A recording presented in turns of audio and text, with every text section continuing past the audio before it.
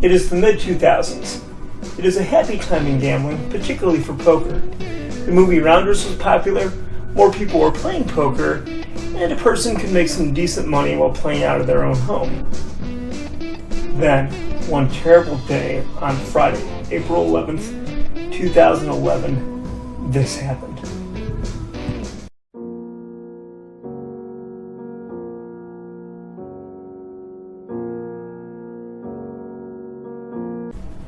We'll just leave this here for a second.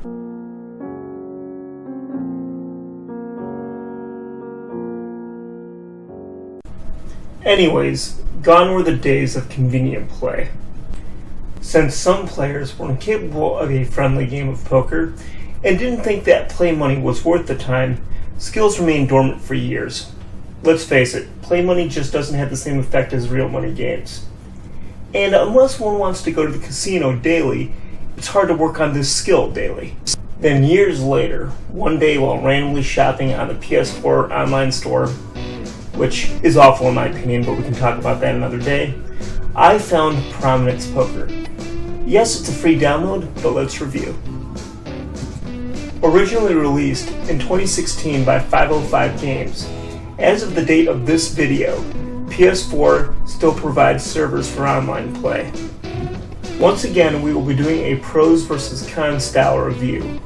With that said, let's begin with the pros. To start, the game offers in multiplayer modes both ring games and simple tournaments, which in my opinion is all you need unless you're into Omaha.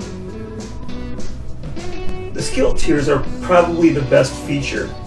It works somewhat like a chess rating system, which will filter out potential opponents. Basically, the better you do, the better the opponent, and the more likely they are to play more seriously. The ranking system is a source of pride in this game, and actually provides value to the otherwise boring cashless game. Higher quality opponents will generally appear in the platinum level, and you can find some seriously challenge-hungry players on the top diamond level. Ratings reset every month, so players have to consistently play to maintain rank. I'm going to consider this a pro, but it can be very easy to advance in this game, as well as maintain money due to numerous means to obtain chips. As money is obtained, the player can shop to help with the customization of their character, while keeping the game's fictional economy balanced. In my opinion, this is pretty important.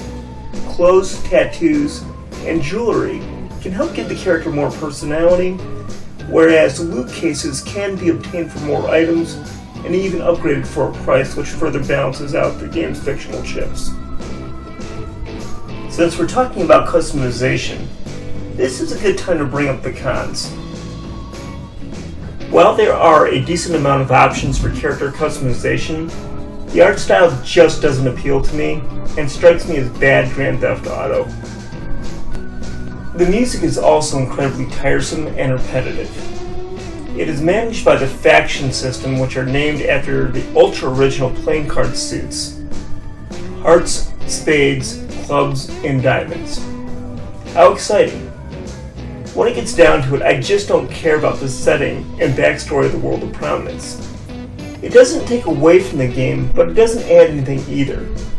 No offense to any Burning Crusade fans out there, but I haven't had this little interest in factional rivalry since Eldor vs. Scryers.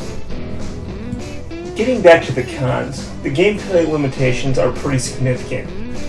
Only 6 players to a table, no multi-table tournaments, which is probably, sadly, a wise move by Sony, because it's still play money, and it would be tough to get any kind of meaningful tournament together. Not to mention it already can be tough to get a quick game in, especially at the higher skill levels. You could easily be waiting over 15 minutes. Some additional thoughts. While Prominence can build some skill, it does feel like poker on training wheels sometimes when 3 out of 6 players qualify for score advancement in tournaments. This is not really good to me. Also, some players might find the game rigged, which you'll generally see in any online poker play. Take it or leave it, I would say. But now that I think about it, this reminds me, if you think trash talking in a first-person shooter is bad, poker has some of the worst sore losers I've ever seen in life, so I would recommend avoiding the voice chat. One final nitpick. Guns at casino tables? Sorry, but the premise just feels ridiculous to even semi-serious poker players. It just feels a little tacky, but maybe that's just me. So, is the game worth it? It wasn't terrible, and it was free, so yes. Ultimately, I admit, Prominence does improve my poker game a little. I can't exactly do daily cash tournaments in 2020, and I love poker. I wasn't able to play sports earlier in life, so it was the one competitive thing I could do in which I could consistently beat others at. True story. It's not the same as a cash game, but it's as close as I'm going to get with a similar gameplay. So unless you have a memory storage issue on your PS4, it's a game worth playing at 1 a.m. I'm glad I picked it up. Regardless, thanks for tuning in. This is Mad Marty, reminding you to do what's responsible, avoid what's irresponsible, make the most with what you got, and get respect. Mad respect, even in poker. See you next time.